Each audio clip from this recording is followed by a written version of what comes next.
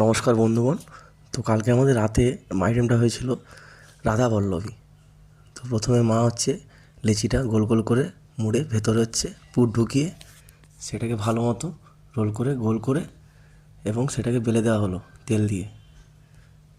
তো তেল দিয়ে বেলে দেওয়ার পর তো আমাদের রাধা পল্লবী প্রায় এই বেশি পাতলা করে বেলা যাবে না, তাহলে রাধা পল্লবীটা খুব ফেটে যেতে পারে এবং পাতলা হয়ে যেতে পারে।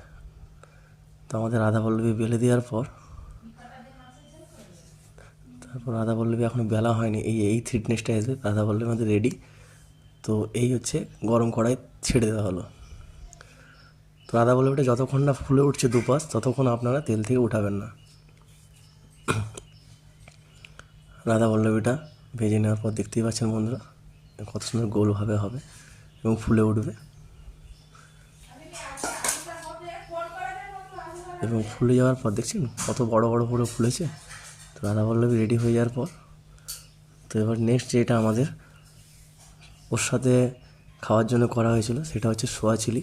সোয়া চিলিটা অবশ্যই দেখাচ্ছি বন্ধুগণ। কিছু ভাজা হয়ে গেছে, সোয়া চিলিটা রেসিপিটা দেখাতে পারিনি কারণ আমি একটু পরে এসেছিলাম, তখন হয়ে গেছিলো। সোয়া চিলিটা দেখে নাও বন্ধুরা কত সুন্দর